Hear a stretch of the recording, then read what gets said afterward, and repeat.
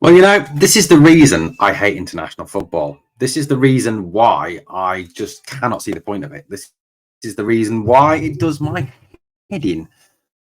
And it just is annoying.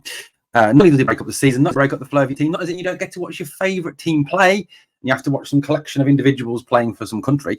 It means that your players that you are paying, that have under contract to you, that you own, are at risk of getting injured and coming back to your club injured.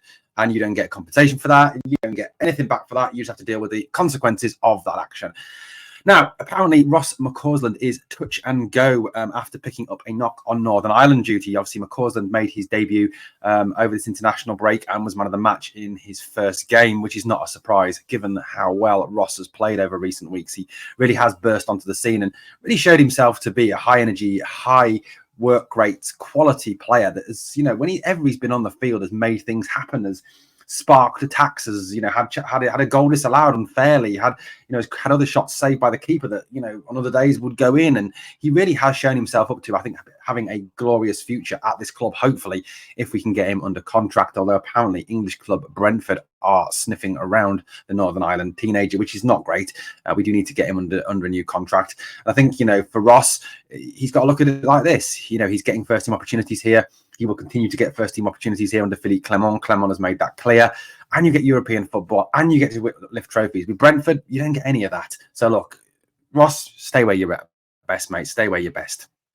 But according to the reports that are emerging from the Northern Ireland camp, he has had a knock that could well put him out of Rangers' game on Sunday against Aberdeen.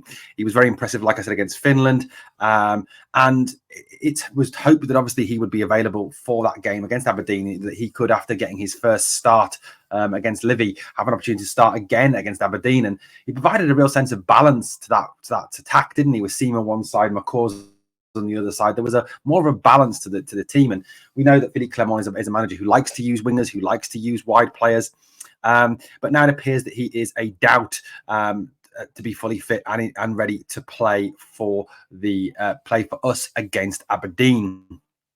According to the Irish FA, he picked up a knock in Saturday's game against Finland and was touch and go to feature for Northern Ireland tonight.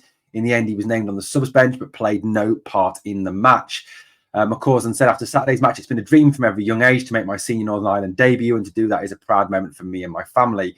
This week, I was supposed to join the under-21s. Then David Curry gave me a phone call after the Livingston game and said, 'Michael wants to bring you in.' I was so chuffed because I didn't think I would get to a higher point than what I had been that whole week, coming on in a Europa League game for a short while and then getting my first Rangers start. I was absolutely buzzing.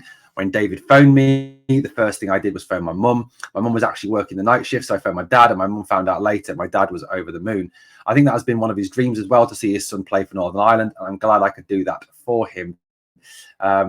But this is a situation where hopefully the injury is not serious. Hopefully he can play. Hopefully that he will be back and in contention to play for Rangers on Sunday against Aberdeen. He is a quality player, and to lose a quality player like him is not good. It just seems to me at the moment that whenever we get on the verge of getting a fully fit squad back, something happens. Obviously, Matondo and Raskin could well return for the game on Sunday.